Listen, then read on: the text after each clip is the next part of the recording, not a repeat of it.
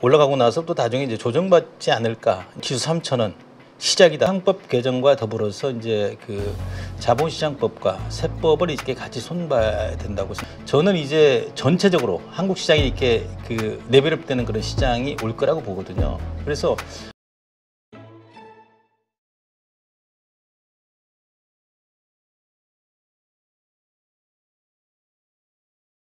네, 오늘 모신 분은 주식농부 박영옥 회장님이십니다. 많은 분들이 기다리셨죠? 안녕하세요. 네, 안녕하세요. 반갑습니다. 네, 요즘 회장님 그 한국 증시 이보다 더 좋을 수는 없다 이런 말들을 하시는 분들이 참 많이 늘어나고 있더라고요. 이제 네.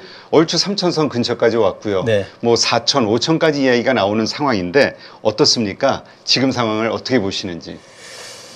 요즘 뭐 자고 나면은 그 매일 주식시장이 좀 열렸으면 하는 이렇게 기대감을 가지고 사는 사람들이 많은 것 같습니다. 네. 그동안에 굉장히 좀 우리 한국 시장이 우리 국민들에게도 이렇게 외면받고 외국인들에게도 외면받았는데 최근에 지금 그 새 정부가 들어서면서 그 새 정부의 정책 목표가 뭐 지수 5천을 얘기하고 있는데 그렇죠. 이게 하나의 어떤 정책적 목표로서 충분히 그 이 상법 개정과 더불어서 기업과 투자자 간의 신뢰 회복에 대한 어떤 기대감이 증시에 좀 반영이 돼 있는 것 같아요. 네. 그래서 그동안에 크게 눌려졌던 저평가를 받고 있던 이런 뭐 기업들이 이렇게 올라오면서 지수도 그냥 이렇게 아주 굉장히 강하게 이렇게 치고 올라가는 것 같습니다. 네. 저는 뭐 지수를 잘 보지 않는데 벌써 뭐 3,000포인트 근처까지 온 것 같아요. 네, 2,920, 30? 뭐 이러니까요.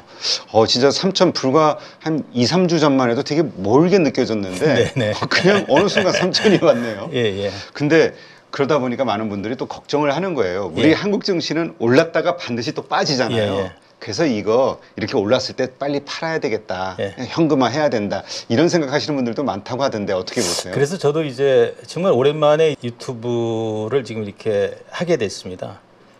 제가 뭐 거의 한 40년 가까이 이렇게 자본시장에 있으면서 지금 오는 장이 아마 그 2003, 4년 네. 그 20년 전에 어떤 그 상황과 좀 비슷하거나 아니면은 뭐 이렇게 10년 전에 상황하고 좀 비슷한 것 같아요. 그래서 지금 이제 주가가 지금 이제 바닥에서 좀 상당히 좀 많이 올랐습니다. 종목별로. 네. 근데 이럴 때 이제 많은 사람들은 뭐 이 현실적으로 놓고 보면은 우리 어떤 뭐 한국의 뭐 거버넌스 문제라든가 또 아니면은 뭐 우리의 경제 상황이나 이런 것들이 이렇게 녹록지 않지 않습니까? 그렇죠. 그런 의미에서 이렇게 올라가는 것은 올라가고 나서 또 나중에 이제 조정받지 않을까 이제 이런 생각들을 하는 것 같은데 제가 보는 관점에서는 그동안에 제가 이제 정말 우리 자본시장이 농부가 농사질 때 투자해도 성공할 수 있는 투자 환경 문화를 2010년도부터 제가 얘기를 해왔는데 이제 그런 부분들이 이제 정착이 이렇게 되면서 저는 지수 3천원 시작이다 이렇게 말씀을 이제 시작일 수가 뿐이다. 있습니다. 그 말씀하신 것처럼 20년 만에 뭐 10년 만에 오는 큰 장이다 이렇게 보시는 거군요. 그리고 이것은 이렇게 올랐다 이게 끝이 아니라 이게 시작으로 계속해서 올라갈 수 있는 가능성이 크다. 저는 그렇게 보고 있습니다. 네, 알겠습니다.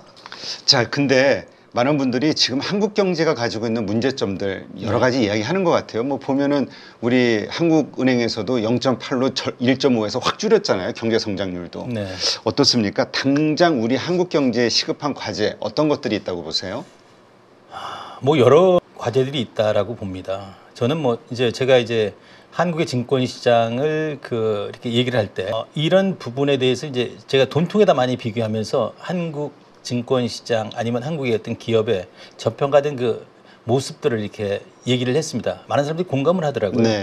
예를 들어서 뭐 이렇게 1,000만 원짜리 그 돈통에 100만 원씩 매년 들어오는 그런 어떤 돈통이 있다라고 생각할 때 이것을 이제 기업으로 치면은 그 1,000만 원짜리 시가총액을 가진 기업 매년 이 10%씩 영업이익이 창출되는 그런 기업의 가치가 이제 그 순자산 가치 PBR로 이렇게 따졌을 때 우리 대한민국에서는 이게 제대로 이렇게 평가를 못 받고 있고 그다음에 이제 미국이나 뭐 이렇게 대만 이런 쪽은 미국이나 선진국 이런 쪽에서는 3, 4배 이상 그리고 그 대만이나 이런 우리보다도 경제 규모나 뭐 이렇게 인구 구조, GDP 규모나 이런 부분이 이제 반밖에 되지 않는데도 불구하고 2.5배 이상으로 우리가 저평가를 받고 있거든요. 그래서 그런 과정들이 지금 이렇게 재평가를 이렇게 받고 있는 어떤 그런 과정이라고 봅니다. 그래서 저는 이제 우리 이제 증권 시장이 이제 그동안에 우리 이제 국민들이 이제 외면하고 이러면서 투자를 안 해줬기 때문에 어려운 상황이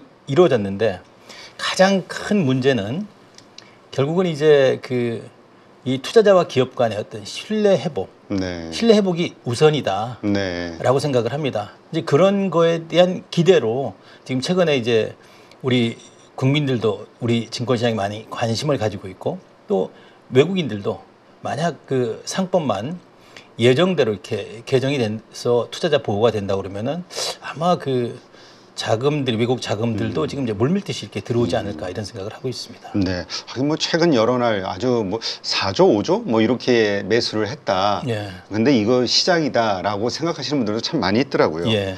그렇다면은 지금 말씀하신 것처럼 많은 분들이 소위 기울어진 운동장이라고 표현한 한국 증시의 이 자본시장 요것이 상법 개정이라든가 이런 걸 통해서 바뀌기만 한다면 얼마든지 그 외국인 수급이라든가 이런 거 확 들어올 수 있다 이렇게 보시는 거군요. 예, 그렇습니다. 네. 근데 그 상법 개정 이거와 관련해서 잘 이해를 못 하시는 분들이 많더라고요. 네네. 미국도 이런 법은 없다. 뭐 이렇게 생각하시는 분들도 있던데 예, 예. 좀 설명해 주시죠. 이사가 가지는 주주에 대한 충실 의무 이게 왜 중요한 것인가? 네.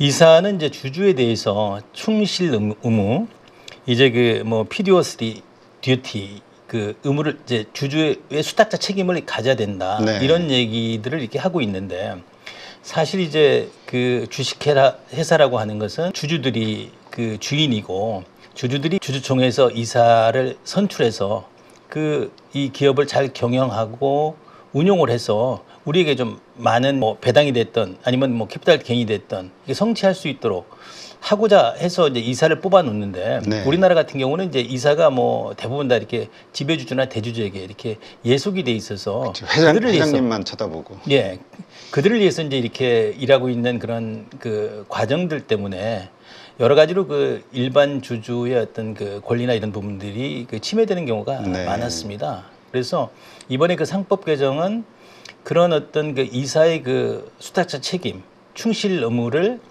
우리 그 상법에도 이렇게 적용하자는 얘기입니다. 그렇다면 이것이 만약에 된다고 하면 우리 증시는 그냥 기준이 PBR 0.8배, 0.9배 이 정도 되면 오를 만큼 올랐다 이렇게 생각해 왔던 이 우리만의 관념 이거 예. 깨질 수 있다고 보시나요? 저는 그렇게 보고 있습니다.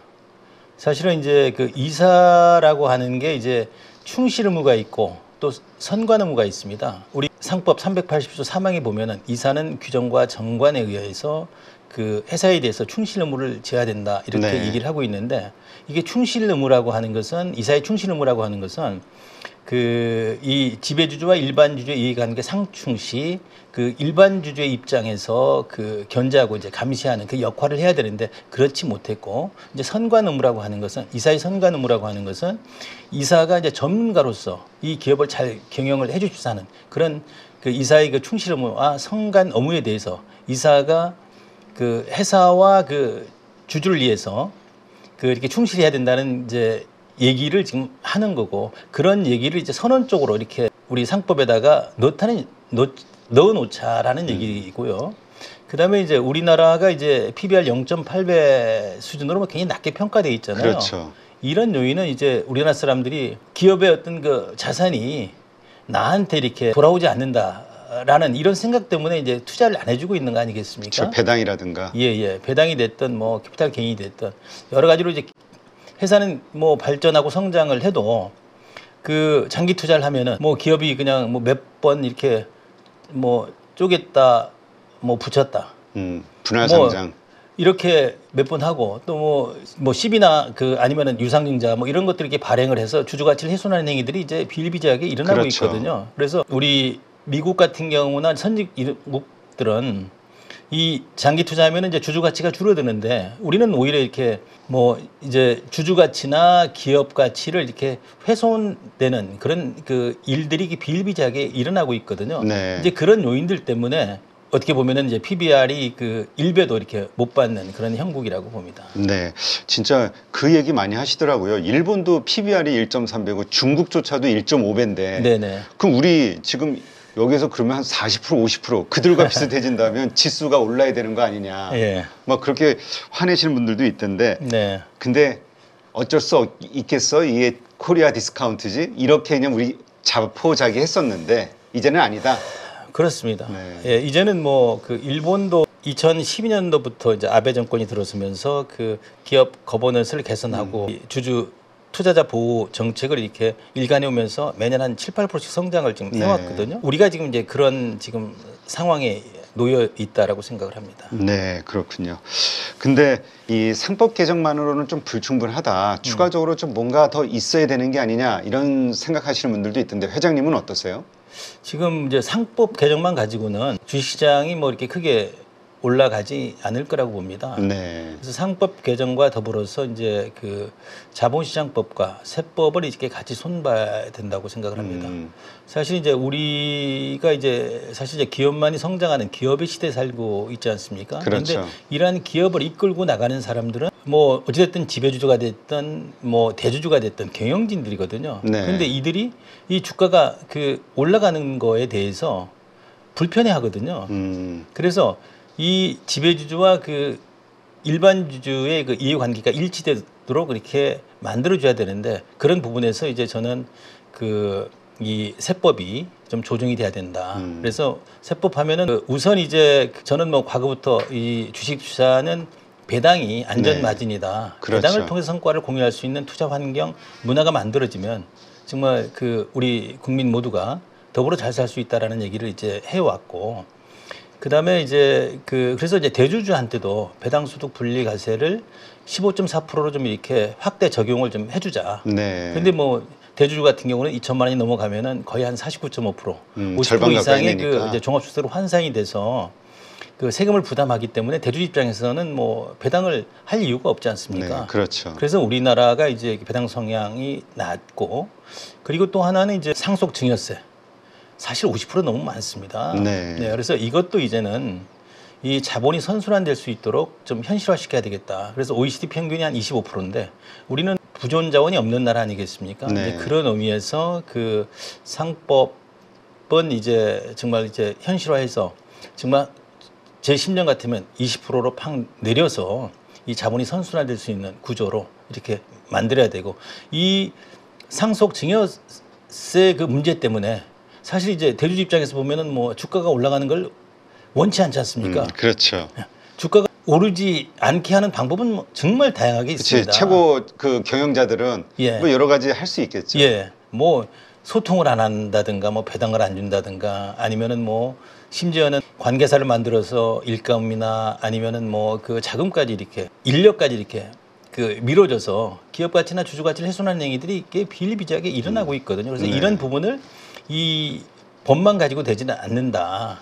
그래서 저는 세법도 이렇게 같이 좀 이렇게 손을 봐야 된다. 그런 의미에서 이제 배당소득 분리과세를 좀 이렇게 대주주한테도 적용을 하고 상속증여세도 좀 이렇게 합리적으로 그 좀 낮추고 또 더 나아가서 이제 이 투자자 보호제도도 이렇게 강화를 할 필요가 있다라고 이제 말씀을 드릴 수 있습니다. 네. 그리고 논란과 이슈의 한 가운데 서는 게 또 자사주 소각 문제가 있는 것 같아요.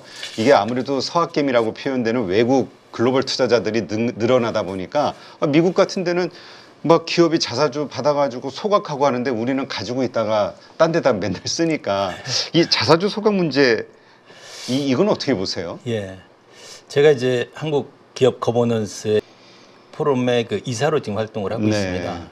우리 그 이남우 회장이 그 우리 자본시장에 대한 7가지 방안에 대해서 제언을 했습니다. 네. 그 중에 이제 첫 번째가 이제 그 상법 개정과 그 투자자 보호하기 위해서 디스커버리 제도 도입이고 두 번째가 이제 이 자사주는 원칙적으로 소각을 해야 된다. 사면. 이런 얘기를 해놨습니다. 근데 우리가 이제 자사주라고 하는 것은 기업의 자산으로 이 산 거기 때문에 주주들의 어떤 공동 자산이거든요. 그렇죠. 그러면 이러한 그 자사주는 주주에게 그 이익이 될 수 있는 그런 방안에서 처리를 해야 되는데 우리나라 같은 경우는 이제 그 대부분 지배주주들이 이 자사주를 사서 자기 어떤 그 뭐 경영권을 방어한다든가 아니면은 뭐 이렇게 우호적 지분을 이렇게 뭐 확보하기 위해서 이렇게 수합 거래를 한다든가 그렇죠. 아니면 또 심지어는 이 자사주를 이렇게 사고 팔고 해서 주식 장사를 이렇게 하는 경우가 많거든요. 그렇죠. 이런 건 바람직하지 않다.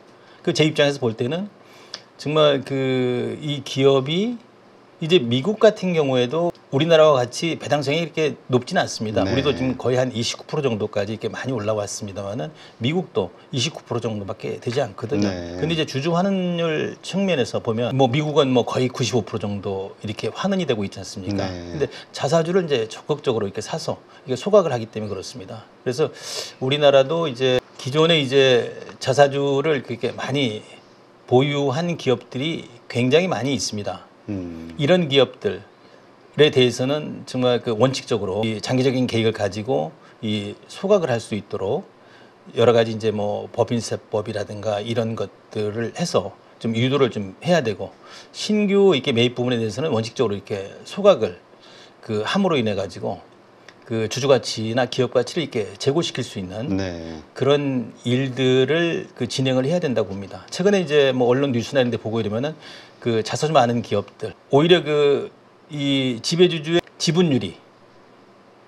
지분율보다도 많은 자사주를 가진 기업들은 뭐 사실은 이제 증시 통해서 자금 조달해서 성장을 했기 때문에 더 이상 이제 상장할 이유가 없기 때문에 상장 폐지를 하는 기업들이 많이 늘어나고 있지 않습니까? 그러게요. 그런 예. 기업들이 있다고 요새 뉴스 나오더라고요. 예. 그래서 이런 기업들은 대부분 다 보면은 또 기업들이 크게 저평가돼 있어 PBR 뭐 0.23배, 3, 4배짜리가 많거든요. 네. 상장할 이유가 없거든요. 상장 폐지를 하거나 네. 아니면은 이제 정말 이게 적대적 M&A를 통해서 이 자본시장이 이렇게 활성화될 수 있는 그런 어떤 촉매제 역할을 할 수 있는 그런 어떤 공정하고 투명한 시장이 돌아오게 되면은 우리 시장은 좀 더 이렇게 활성화되지 않을까 이런 생각을 합니다. 네, 그렇군요.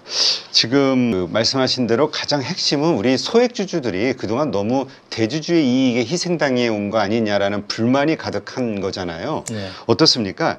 그래서 이 실질적인 주주 참여권 보장을 위해서 지금 바로 시행해야 될 어떤 정책, 과제 이런 게 있다면 뭐가 있을까요? 지금 이제 그 완전히 디지털 시대지 않습니까? 네.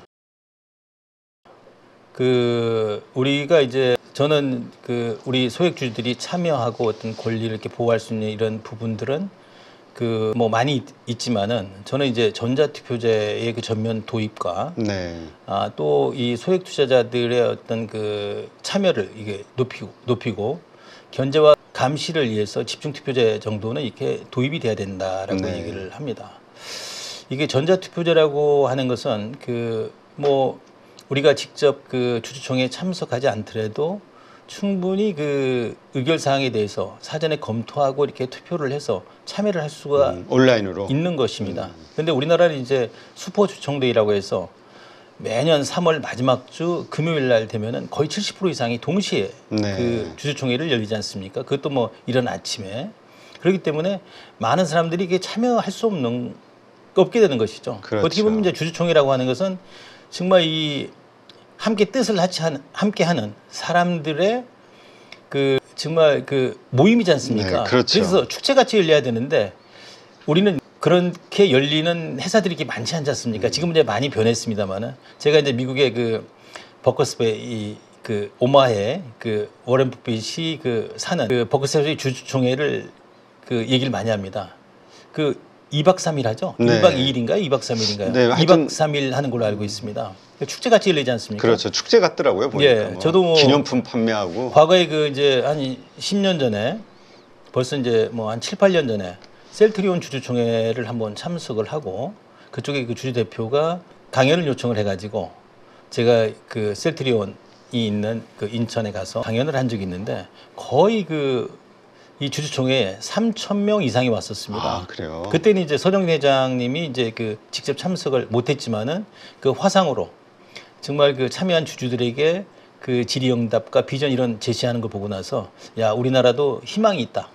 사실은 이제 이대한 기업이라고 하는 게 훌륭한 기업인도 필요하지만 네. 이 훌륭한 투자자가 있어야만 그런 기업이 만들어지는 거거든요. 네, 그렇죠.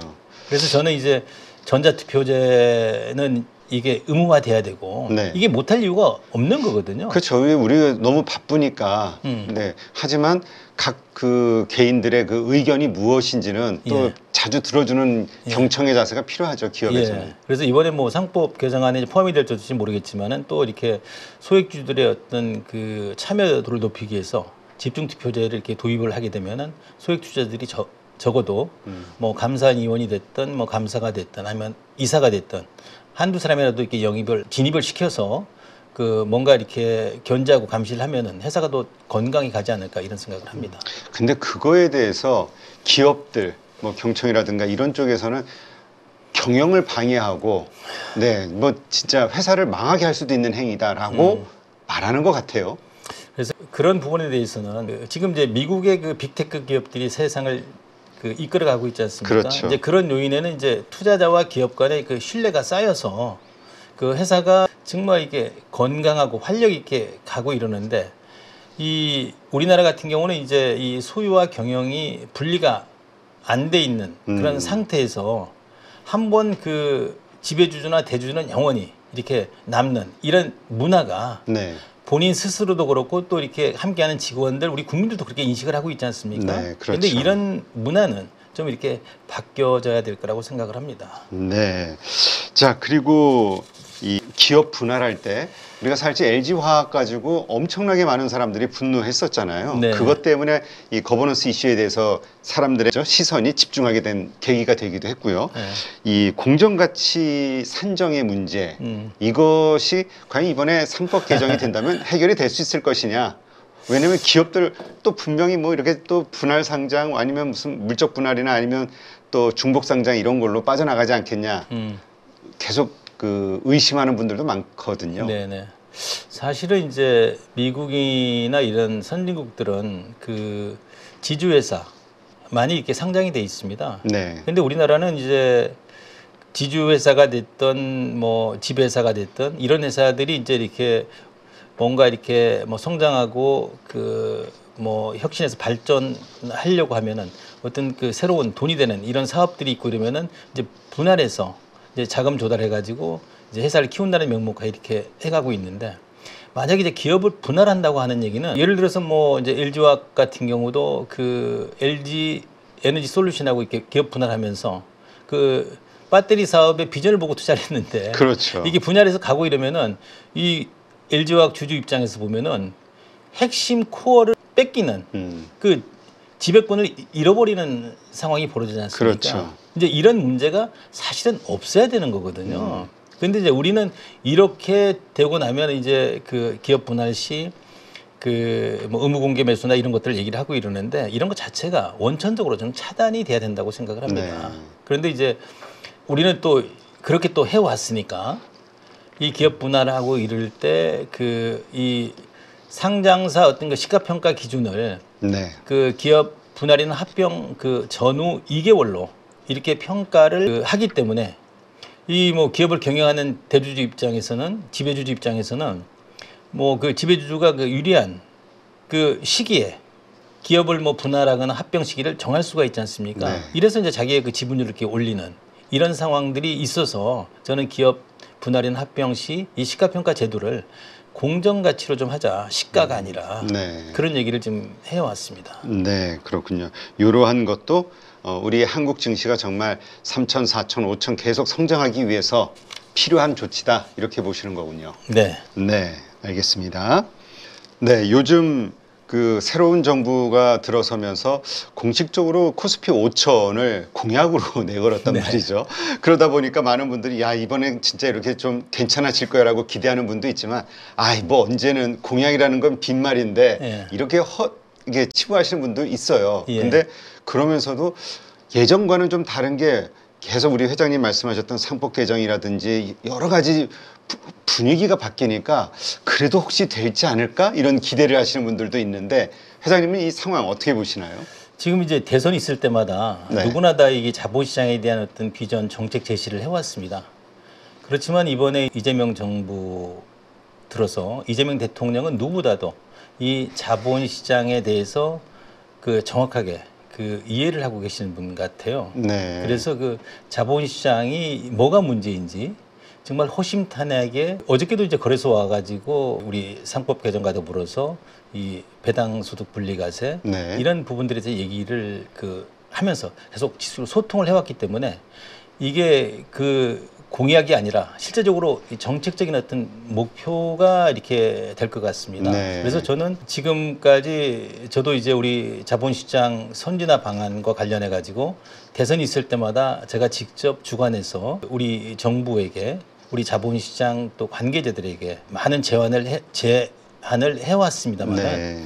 뭐 이번만큼은 그동안에 이렇게 문제가 됐던 투자자와 기업 간의 신뢰 회복을 이렇게 우선시하는 상법 개정을 이제 필두로 자본시장법까지 세법까지 이렇게 손을 보고 있기 때문에 저는 정말 뭐 3천, 5천 그 이상도 저는 갈 수 있다라고 봅니다. 물론 이제 시간이 문제지만은. 예. 그렇군요. 왜냐하면 이제 사실 이제 뭐 그 항상 대한민국은 세계 사람들이 많은 부분에서 부러워하고 배우려고 하고 있지 않습니까? 네. 그런데 유독 이제 한국의 어떤 그 증권시장, 자본시장, 이제 K 거버넌스 뭐 이런 부분에서는 낙제점을 갖고 있었는데 그렇죠. 이런 부분들이 이제 제대로 평가를 받는 진짜 코리아 디스카운트에서 프리미엄 시장으로 네. 저는 올 거라고 저는 확신을 하고 있습니다. 네, 그렇군요. 그렇다면 이럴 때에는 좀 투자 방식이 바뀌어야 되겠네요. 예전에는 그러네요. 우리 소위 테마 순환장 예. 뭐 여러 가지 이런 얘기가 있었잖아요. 네네. 테마주에 대한 뭐 공략을 잘해야 된다. 순환 매장을 그러니까 한국 증시만의 이 특징을 살리는 투자를 해야 된다. 네. 소위 가치 투자를 해서는 정말 힘들다. 네네. 이런 얘기를 했었는데 그래서 맞습니다. 네, 이제는 좀 만약에 이런 식으로 정말 바뀌어진다면 거버넌스 이슈라든가 자본시장이 예. 그렇다면 이제 투자법도 좀 바뀌어야 그럼 되겠네요. 바뀌어야죠. 이제 우리나라는 그동안 장기 투자, 가치 투자가 안 되는 나라였습니다. 네. 그냥 이렇게 테마별로, 섹터별로 그 정말 이 고깃대들이 이렇게 그 막 그 옮겨 다니는 것처럼 그런 형태로 그 낮은 예탁금 기준 하에서 그렇게 투기적인 장세가 연출이 되어 왔는데 이제는 장기 투자, 가치 투자가 이게 정착이 이렇게 되기 때문에 이제는 정말 이렇게 평생 네. 이 동행할 기업이다 생각을 해서 이 배당을 보고 이렇게 모아가는 그런 정책을 모아가는 그런 어떤 그 전략을 피게 되면은 저는 자산이 크게 불어날 거라고 봅니다. 오히려 이제부터는 예, 정말 그렇습니다. 가치주에 대한 예. 장기 투자가 필요한 시점이다. 네. 이렇게 보시는군요. 그런데 어쨌건 올해 보니까 수익률이 세계 1위라고 하더라고요. 네네. 그래서 깜짝 놀랐는데 예. 작년에는 거의 꼴찌였잖아요. 예, 예. 그래서 정말 그 한국장 하면은 뭐 진짜 뭔가 부족한 사람으로 치부가 됐었는데 예. 근데 이렇게 많이 오르다 보니까 소위 올렸던 주도주들 있지 않습니까? 이 주도주가 과연 무엇이냐, 이것을 계속 해야 되느냐, 네. 이제 바뀔 것이냐, 여러 가지 좀 논란이 있는 것 같아요. 이제 그런 점에 대해서 이제 사람들은 이제 주주를 차야만 이제 크게 수익을 낸다라고 생각을 하지 않습니까? 그래 그동안에 이제 우리나라를 대표하는 그런 기업 중심으로 정말 크게 이렇게 움직여 왔었는데 네. 저는 이제 전체적으로 한국 시장이 이렇게 그 레벨업되는 그런 시장이 올 거라고 보거든요. 그래서 어떻게 보면은 이제 주도주는 주도주대로 아니면 저평가된 것은 또 이렇게 제자리 찾는 그 과정에 있기 때문에 지수는 이제 이렇게 점진적으로 올라갈 거라고 보는데 최근에 이제 그 핫하게 움직이는 뭐 조선, 뭐 선박, 방산 아니면 원전주 뭐 이런 것들이 좀 주가가 굉장히 많이 올랐거든요. 그리고 가지고 있는 사람 입장에서 보면 굉장히 어떻게 보면 이제 불안하고 네. 이제 그러는데 이게 아까 이제 제가 그 모두의 이제 돈통 얘기를 했습니다만은 뭐 이 선진국에 비하면은 뭐 그 3~4배 이상 저평가를 받고 있고 우리보다도 못한 이제 개발도상국 국가들에 비해서도 이렇게 크게 저평가를 받고 있는 이런 네. 과정이 있기 때문에 이런 기업들이 이제 제대로 평가를 받는다면 올라갈 거라고 보는데 저는 이제 그 어저께 뉴스도 좀 많이 보고 이럽니다만은 최근에 방산주나 아니면 원전주 포함해서 이런 것들에 대해서 국가 전략 산업으로 네. 이렇게 대통령께서 얘기를 하더라고요. 그래 이런 의미라고 그러면은 그 주가는 더 이렇게 그것대로 올라가고 그다음에 또 그동안에 이제 우리 뭐 시장을 끌어왔던 뭐 삼성전자가 됐던 자동차가 됐던 뭐 현대자동차 중심의 자동차가 됐던 이런 섹터들도 뭐 삼성전자 빼놓고는 대부분 다 이렇게 그 실제 경쟁이 좋았음에도 불구하고 주가가 그렇게 오르지 않았거든요. 그렇죠. 그래서 이런 것들도 이렇게 점진적으로 이렇게 바닥을 탈출해서 올라가는 그런 형국이기 때문에 저는 굉장히 긍정적으로 바라보고 있습니다. 네. 그렇다면 그러니까 주도주만 올라가는 장세가 아니라 모든 주식이 골고루 다 올라갈 수 있는 큰 장이 왔다 이렇게 보시는 건가요? 그래서 이제 전체적으로 이제 아직까지 지금 아마 이제 이번 달 말에 아마 상법 개정안이 이제 올라가서 이제 그 통과가 될 거라고 보는데 과연 그런 부분에 그 어떤 부분이 이제 포함이 됐느냐 이제 그게 문제라고 봅니다. 네. 그래서 상법 개정안을 보면은 이제 그동안에 저평가된 그런 그 상속 증여 문제, 문제, 그다음에 배당 소득 분리과세 문제, 그다음에 그 또 이제 투자자 보호와 관련된 그 집중 투표제라든가 전자 투표제 이런 부분들이 좀 이렇게 제대로 이게 반영이 된다고 그러면은 아마 생각보다도 크게 갈 것이고 아마 이런 부분에서 좀 이렇게 좀 강하게 가지 않고 미온적으로 이렇게 나간다고 하면은 아마 저는 그렇게 또 상승이 이렇게 지속성에 대해서는 저도 이제 의구심을 가집니다. 네. 그러니까 결국은 어느 정도의 이 자본시장 개혁이 이루어지느냐, 그 법이 발의가 되고 그게 네. 시행이 되느냐 여기에 달려 있다. 이렇게 보시는 예, 거군요. 저는 그렇게 바라보고 있습니다. 현재 시점까지는 의지는 다 충만한 것 같고. 그런데 이제 이게 이제 대통령이 되고 나면 또 이제 전체를 또 아우려야 되기 때문에 좀 칼이 좀 무뎌지는 경우가 많습니다. 네. 그런데 이번 기회에 이런 부분을 이제 구조적으로 바뀌지 않으면 저는 대한민국은 별로 그 희망이 없다라고 네. 생각을 합니다. 그래서 이제 주식 투자도 어떻게 보면은 지금 뭐 다양한 섹터가 있을 수 있습니다. 이제 여기에 뭐 투자하는 사람들은 과연 어떤 기업에 이렇게 투자를 할 것이냐 네. 이렇게 바라볼 때 뭐 우선은 이제 지금 최근에 크게 움직이는 것들이 이제 지주사 중심으로 크게 좀 올라가고 있지 않습니까? 그렇죠. 뭐 삼성물산 포함해서 이제 한화, SK, 두산 이런 것들이 좀 움직이고 그다음에 이제 중견 뭐 중소기업들 중에도 정말 우량한 기업들이 너무나 많습니다. 이 자회사에 대비 정말 너무나 저평가 받고 있는 네. 그런 기업들이 많거든요. 그런데 지주사 중에서도 자사주를 좀 이렇게 좀 많이 보유하는 기업들 이런 기업들은 굉장히 이렇게 시세를 좀 이렇게 좀 낼 거라고 좀 보고 있고 그다음에 또 하나 이제 이 배당 문제에 대해서 얘기를 많이 하고 있지 않습니까? 네, 그렇죠. 왜냐하면 지금 제가 이제 그동안에 쭉 얘기를 해왔습니다만은 이게 주식 투자하면서 워낙 그 주식시장이 위험하다 보니까 사람들이 배당 보고 투자를 하지 않지 않습니까? 그렇죠. 근데 배당이 주가 돼야 된다고 보거든요. 그래서 최근에 이제 뭐 감액 배당 포함해가지고 고배당을 하는 기업들이 굉장히 많이 있습니다. 네. 이런 기업들도 지금 이제 금융 지주사 포함해가지고 그 일부 이제 중견 뭐 중소기업들 중에 그 감액 배당을 작년부터 이렇게 크게 실시하고 이번 또 반기에 또 배당하는 기업들 이런 기업들은 정말 길게 이렇게 투자하고 이러면은 기업의 성과를 온전히 받을 수 있기 때문에 이런 기업들이 좀 이렇게 또 크게 두각을 더 받을 거라고 보고 있고 그 다음에 또 그 자사주 많은 기업들 네.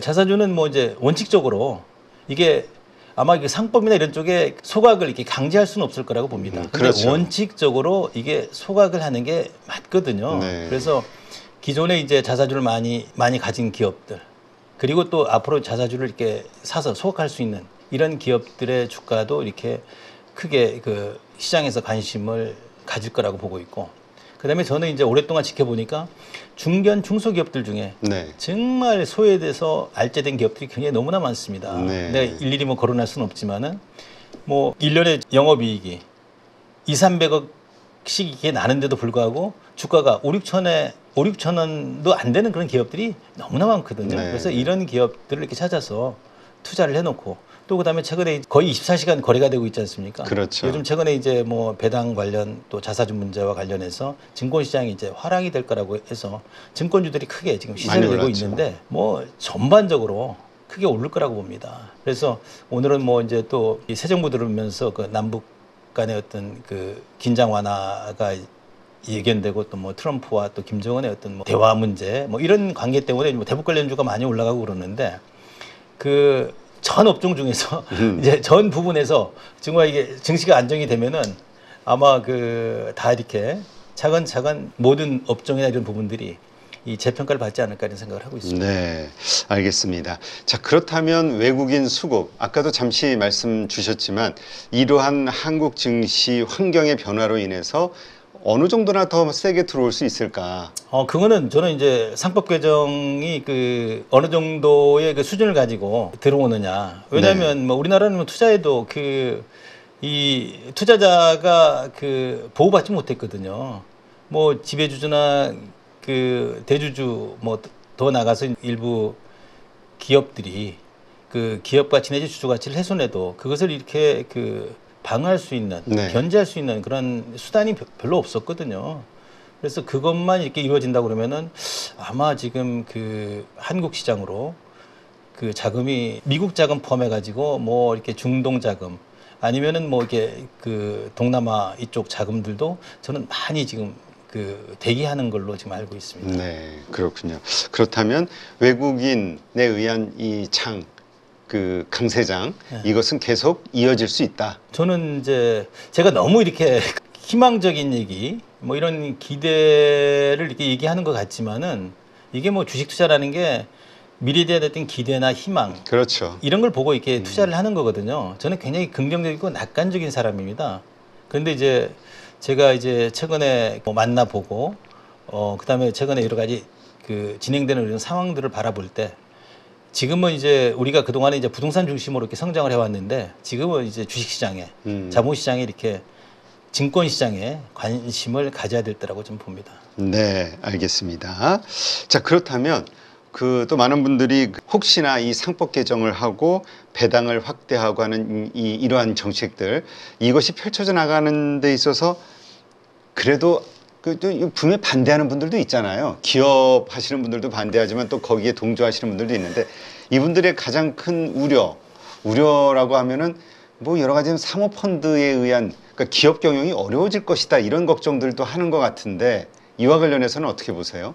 그건 저는 기후라고 생각을 합니다. 뭐 소송 남발하고. 네, 이제 뭐 상법 개정을 이렇게 반대하는 이런 그 재계나 뭐 이런 쪽에서는 뭐 이게 실행이 되면은 막 혁신을 할 수 없다. 또 투자를 적극적으로 할 수 없다. 아니면은 뭐 또 이렇게 소송이 남발할 거다. 이런 얘기를 하고 이러는데 저는 그렇지 않을 거라고 봅니다. 왜냐하면 이게 투자하는 주주들이 기업이 잘 될 수 있도록 이렇게 도와주고 응원하면서 성과를 공유하고자 이렇게 투자를 하는 건데 그런 그렇죠. 부분이 이제 잘못 이렇게 진행이 되니까 이제 그런 얘기를 하는 건데 실제로는 우리나라 같은 경우는 그 소액주주가 회사에서 이제 정말 투자해가지고 그 자기 어떤 그 재산상의 손실을 이렇게 보더라도 그걸 한가할 수 있는 길이 없습니다. 네. 물론 주주대표 소송이나 아니면은 뭐 이 회계장별람 등을 이렇게 청구해서 그걸 이렇게 확인할 수 있다고 하지만은 우리나라 이 현실에서는 법과 제도 문화가 그 지배주주나 대주주에게 기울어져 있기 때문에 네. 이 투자자가 할 수 있는 게 없습니다. 그래서 이런 부분이 개선이 되게 되면 정말 이 기업의 성장이라고 하는 것은 결국은 그 투자자와 기업의 신뢰 관계에 믿고 투자자들이 투자를 해줘야만이 기업이 이 성장하고 발전할 수 있는 거 아니겠습니까? 그렇죠. 만약 그런 필요가 없는 회사들은 당연히 그 상장할 이유가 없죠. 상장하지 않고 자기 어떤 뭐 가족끼리 이렇게 잘 먹고 잘 살면 누가 뭐라고 그러겠습니까? 그런데 상장사라고 하는 것은 불특정 다수를 향해서 자금을 받고 이 경영을 해서 그 성과 나면은 공유하겠다는 그 약속이 전제되어 있는 거기 때문에 네. 지금 뭐 이렇게 공유와 협의 시대 아니겠습니까? 함께 하면은 더 크게 큰 일을 할 수 있고 더 크게 세상에 기여하고 또 큰 나눔을 이렇게 할 수 있다라고 보는데 그렇지 않은 경우가 많지 않습니까? 네, 최근에 그렇죠. 이제 우리 이 나라에도 이런 어떤 기업 문화나 자본시장 문화를 바꿔서 정말 국내의 그 1위가 된 사람이 있지 않습니까? 우리 그 메리츠 금융지주의 그 조종 회장 같은 네. 경우 정말 이게 투명하고 공정하고 이제 열린 경영을 통해서 자회사 다 그 지주회사에서 사들이고 폐지하고 지주사만 이렇게 상장을 해가지고 그 주주 환원을 이렇게 높이고 항상 소통하면서 이렇게 경영하다 보니까 지금 거의 우리나라의 제일 부자가 됐지 않았습니까? 저는 이런 길들이 우리가 나가야 될 방향이라고 저는 생각을 합니다. 네, 그러니까 결국 서로가 상생하면서 더 기업 가치가 커질 수 있고 결국 기업가도 더 큰 부자가 될 수 있는 길이다. 예, 그렇습니다. 네, 이렇게 보시는 거군요. 예. 지금 많은 분들이 또 우리 회장님 워낙 그 좋은 종목 또 가치 투자로 많은 종목들을 가지고 계시겠지만 특별히 또 이렇게 애정을 갖고 있으신 종목들이 뭐가 있냐 또 궁금해하실 것 같은데요. 저는 뭐 제가 투자한 기업들은 다 애정을 가지고 있습니다. 애정을 가지고 있습니까? 예, 뭐 100개 이상 기업에 이렇게 투자가 100개, 현재 100개 이상 예, 투자하시는 뭐 130여 개 기업에 지금 투자가 돼 130개. 있으니까. 특징이 어떤 게 있을까요? 그 주식들의 특징은? 뭐 저는 이제 사실 뭐 이렇게 테마나 이런 쪽들보다는 그 항상 이렇게 시장과 기업을 보고 이 기업이 정말 지속 가능하게 성장할 수 있겠느냐. 네. 이제 그런 관점을 보고 이렇게 투자를 합니다. 제가 이제 투자할 때도 뭐 그 많은 사람들이 어떻게 저 기업을 바라보느냐 그러면 뭐 많이 보지 않습니다. 이 회사가 어떤 일을 하고 누가 이끌고 가는지. 그래서 우리나라 같은 경우는 기업가의 어떤 덕목이 굉장히 중요한 것 같아요. 네. 그래서 그 어떤 경기의 호불에 관계없이 지속적으로 이렇게 성장해 나갈 수 있는 그런 기업. 그게 중요한 것 같습니다. 그러다 보니까 이제 오늘 같은 경우도 뭐 저는 이제 장을 사실 이제 아침에 잠깐 보지 않았거든요. 그냥 아무리 좋은 기업이라도 비싸면 안 되잖아요. 그렇죠. 그냥 좋은 기업을 이렇게 싸게 사서 이제 장기적으로 이렇게 들고 가는 게 어떻게 보면은 그 잃지 않는 투자를 할 수 있다라고 봅니다. 네, 그렇군요.